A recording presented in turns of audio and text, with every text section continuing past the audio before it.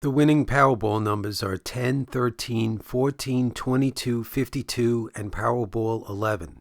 And unfortunately, those aren't the numbers on my ticket. Because what I would have done is a multi-million-dollar advertising campaign to get the message out about this channel, about what I'm trying to say on this channel, which is mainly the advocacy for the formal establishment of a representative press. Now, people have asked, what does that mean? To summarize it, one way to explain it would be, think of retrofitting Voice of America and making sure that it has equal reach as far as the current media system. So that would mean that the average American can turn on and see several news channels, several channels on the TV and on the internet, and see news reporting and media that's representative of the American people, meaning that we would have full control. The entire creative process would be under public review and public control. So we would be voting for what questions would be asked, what guests would be on, how things are framed, and it could all be tabulated and put together through computers, and it would be an amazing system, and it would really make this a functioning democracy instead of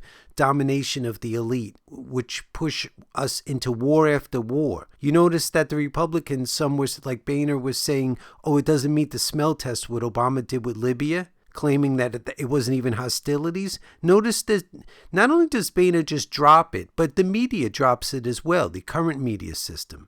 Because they're all in on the same game of the weapons manufacturers making. And this is what the father of the Constitution warned us about. He wasn't saying, hey, let's just trust the president. He was saying we have to have these checks and balances because you cannot trust the president. So we need a media system to at least reflect what our Constitution said, which was a separation of powers to make sure that the president doesn't get us into wars. That's not within his power to do so. Meanwhile, you see senators today and the media just hammering away, demanding that the president use war powers, which he does not have. As the father of the Constitution explained, yes, after a war is declared by Congress, then the president is commander-in-chief, but not before. I mean, that's a basic, the most important clause of the Constitution.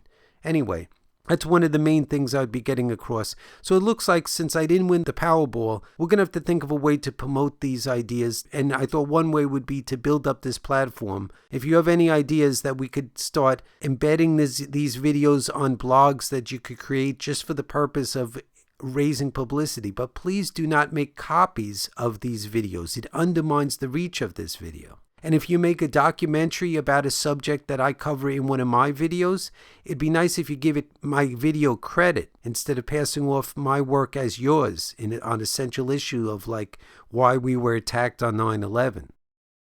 I'm interested in the question of motivation of these hijackers. My question is really directed to the agents.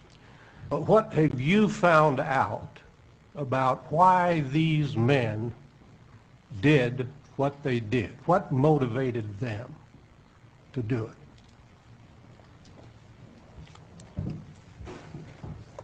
it? I believe they feel a sense of outrage against the United States. They identify with the Palestinian problem. They identify with people who oppose repressive regimes. And I believe they tend to focus their anger on the United States.